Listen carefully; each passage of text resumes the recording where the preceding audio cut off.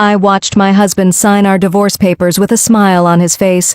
His mistress laughed beside him, adjusting her white dress like she was at a wedding. They had no idea what was coming. When my brother walked through those courtroom doors with 20 security guards behind him, the color drained from their faces.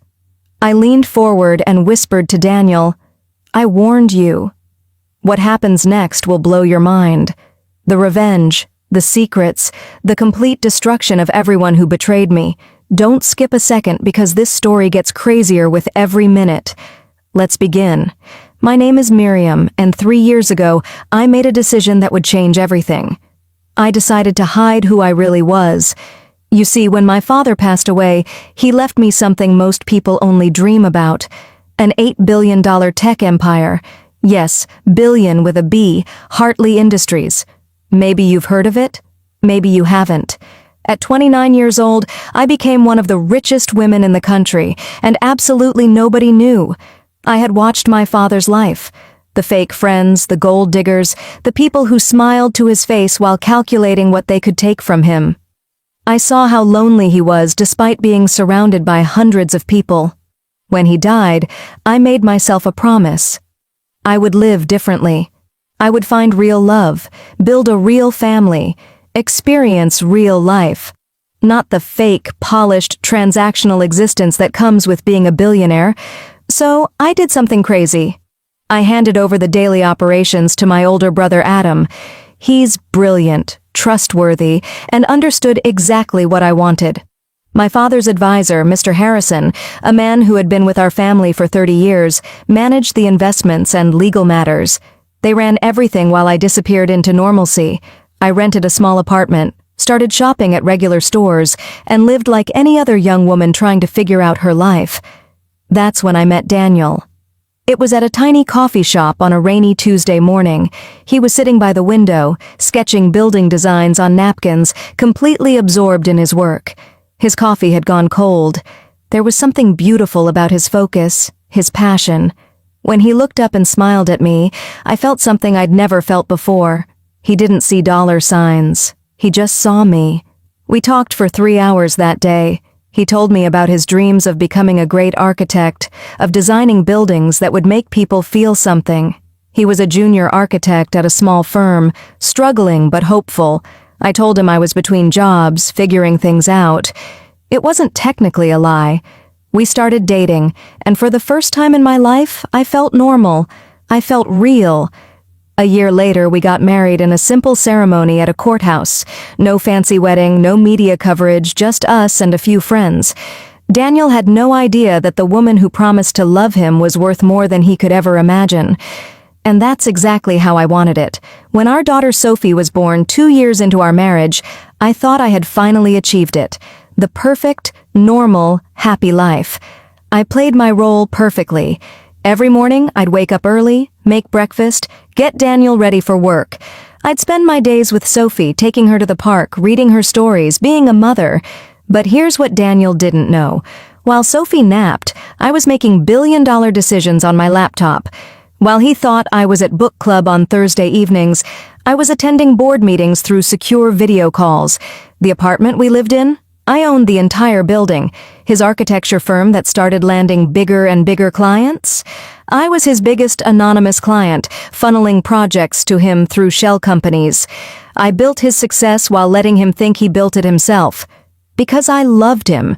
Because I wanted him to feel proud, accomplished, worthy. I wanted him to love himself the way I loved him. Our life was simple but happy, or so I thought. Everything changed about 6 months ago. Daniel hired a new assistant. Her name was Angela, and the moment I met her at his office party, I knew something was off. She was 26, beautiful in that calculated way, dressed in designer knockoffs that she tried to pass off as real, but what bothered me wasn't how she looked. It was how she looked at my husband, like he was a prize to be won, like I was an obstacle to be removed. She touched his arm when she talked to him, laughed too loud at his jokes, complimented him constantly. Daniel seemed oblivious, or maybe he pretended to be. He started staying late at the office. Big project, he'd say. Important client. I'd wait up for him with dinner getting cold on the table while Sophie asked why Daddy wasn't home to read her bedtime story. Then came the phone calls during dinner. The mysterious perfume on his shirts that definitely wasn't mine. The receipts I found in his pockets for expensive restaurants I'd never been to. I'm not stupid. I knew exactly what was happening. But I wanted to be wrong. I wanted to believe in the man I married, the man I'd built everything for. One night, I couldn't take it anymore. Daniel had fallen asleep on the couch after coming home at midnight, claiming he'd been working. His phone was on the coffee table and I picked it up. I knew his password. It was Sophie's birthday. My hands were shaking as I opened his messages, and what I found destroyed me.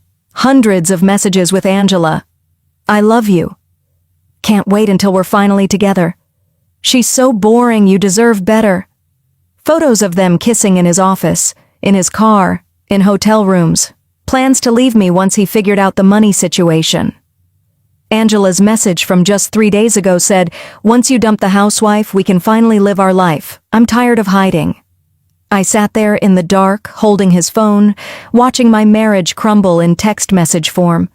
But here's the thing, I didn't cry. Not then. Instead, something cold and calculating took over. The businesswoman in me, the one who'd been hidden for 3 years, woke up. I took screenshots of everything and sent them to myself. Then I deleted the evidence that I'd been in his phone. I had learned from the best. My father always said, "Never react in anger. Plan in silence." The next morning, I confronted him calmly over breakfast. Sophie was still sleeping. I placed my phone on the table showing the messages. "End it," I said simply. Daniel's face went pale, then red, but he didn't apologize. He didn't beg for forgiveness. Instead, he got defensive. Angry even. "You went through my phone?" he shouted. "You know what, Miriam? Yes, I'm seeing Angela, because you're boring. All you do is stay home with Sophie. Angela understands my ambitions. She supports my career. She's exciting." I stood up slowly, looking him directly in the eyes.